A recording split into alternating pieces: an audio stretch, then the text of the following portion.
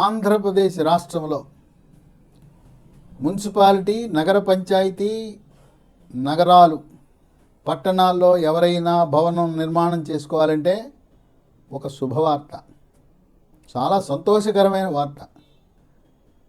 ఇది ఎక్కడా భారతదేశంలో లేని విధంగా ముఖ్యమంత్రి చంద్రబాబు నాయుడు, మంత్రి నారాయణ ఇద్దరు కలిసి వ్యూహరచన చేశారు. గతంలో భవన అనుమతులు, టౌన్ ప్లానింగ్ వాళ్ళ యొక్క అవినీతి కోరల నుంచి ఈ భవన నిర్మాణదారులను రక్షించాలని ఆన్లైన్లో దరఖాస్తులు పెట్టుకుని 3 వారాల్లో మీరు నిర్మాణం ప్రారంభించండి, 3 వారాల లోపల మీకు అనుమతి వచ్చేస్తుంది, రాకపోయినా మీకు వచ్చినట్టుగా పరిగణిస్తామని చెప్పారు.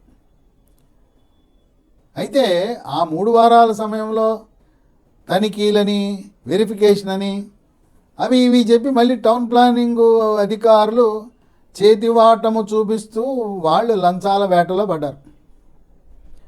చంద్రబాబు నాయుడు, నారాయణ అవినీతి రహిత పారదర్శక పాలన అందించాలని వాట్సాప్ పాలన ప్రవేశపెడితే ఈ టౌన్ ప్లానింగ్ అధికారులు మామూలు కాదు. చట్టాలు, నియమ నిబంధనలు ఎన్ని తెచ్చినా వాటిని అధిగమించి జలగల్లా పిండుకుని ఎవరు కొత్త భవనం నిర్మించినా మాది తప్పదు, మాది ఇవ్వాల్సిందే, మా కప్పం మీరు కట్టాల్సిందే అని చెప్పి వసూళ్ల పర్వానికి పాల్పడ్డారు. దాన్ని అధిగమించడానికి మంత్రి నారాయణ, ముఖ్యమంత్రి ఎత్తుకు పై ఎత్తేశారు. ఏం చేశారు? ఇంతకుముందు 3 వారాల సమయం అన్నారు. దరఖాస్తుదారుడు లైసెన్స్డ్ టెక్నికల్ పర్సన్ LTP ద్వారా కానీ లేదు లైసెన్స్డ్ సర్వేయర్ ద్వారా కానీ భవన నిర్మాణ ప్లాన్ని ఆన్లైన్లో అప్లోడ్ చేయాలి. అది 3 వారాల సమయం అప్పుడు ఉండింది అనుమతి పొందడానికి. ఇప్పుడు ఏం చేశారు? 3 వారాల సమయం లేదు. LTP కానీ లైసెన్స్డ్ సర్వేయర్ కానీ అప్లోడ్ చేయగానే 24 గంటల్లో మీకు అనుమతి వచ్చేస్తుంది.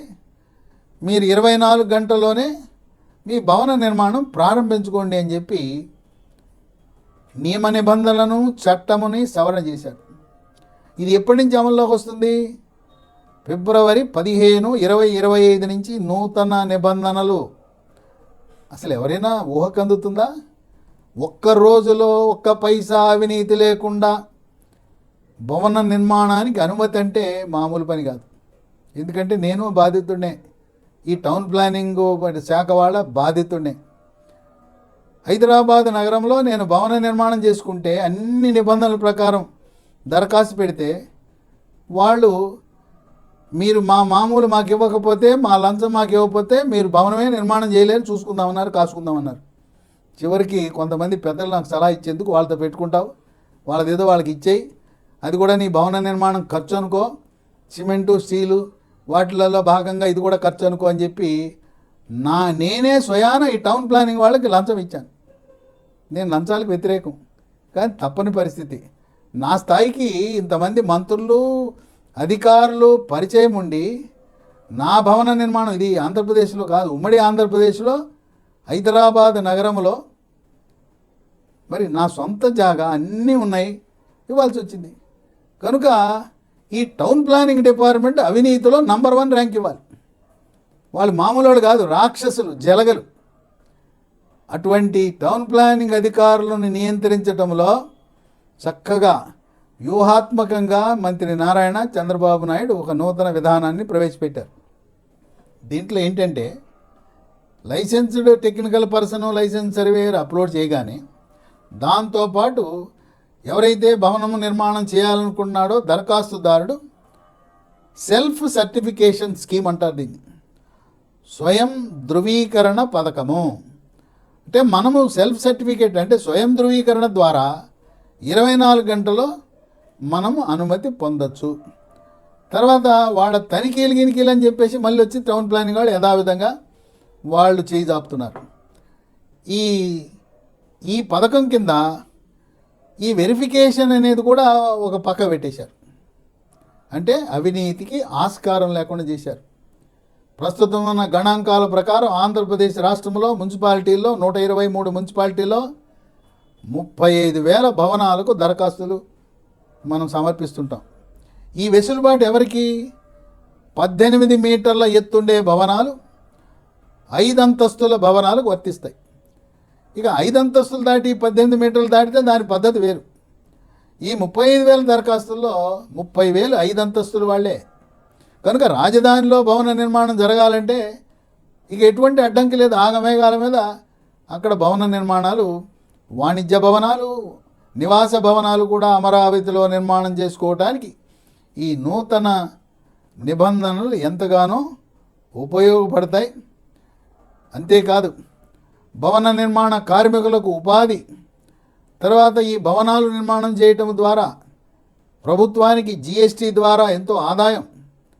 తర్వాత అమరావతిలో ఇప్పుడు అక్కడ అన్ని చెట్లు కొట్టేసి మైదానములా ఉన్న అమరావతిలో రాబోయే 3 ఏళ్లలో 2027 నవంబర్ నాటికి మొత్తం అన్నీ కూడా భవనాలు వెలవాలంటే ఇలాంటి చట్ట సవరణలు చేయవలసిన అవసరం ఉంది.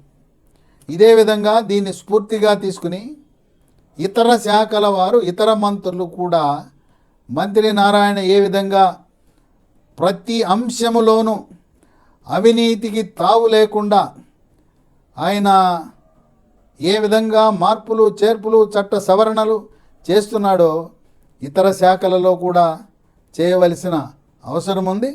కనుక ఈ దెబ్బతో టౌన్ ప్లానింగ్ శాఖ అధికారుల యొక్క కూరలు పీకిన పాములే.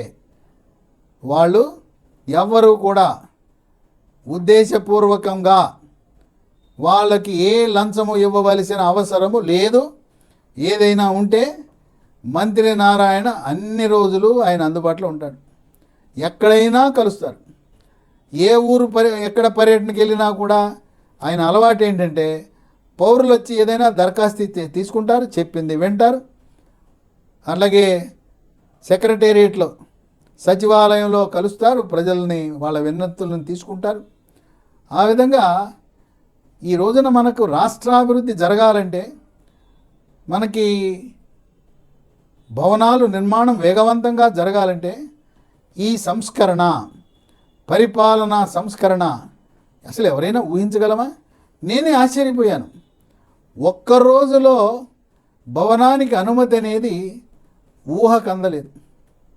నభూతో నభవిష్యత్ అనే విధంగా 161 సేవలను వాట్సాప్ ద్వారా అందించిన ఏకైక ప్రభుత్వము భారతదేశంలోనే కాదు, ప్రపంచంలోనే ఎక్కడా లేదు. ఆ విధంగా చంద్రబాబు నాయుడు ఆయన పరిపాలన అనుభవం, 40 ఏళ్ల రాజకీయ అనుభవం, ఆయన దార్శనికత, ఆయన దూరదృష్టి, ఇంకా మరికొన్ని ఎన్నో సంస్కరణలు మనం చూడబోతున్నాం. ఇది ఒక మచ్చు మాత్రమే. ఇది ఒక శాంపుల్కి ఈ భవన నిర్మాణ అనుమతులలో ప్రవేశపెట్టిన పరిపాలనా సంస్కరణ.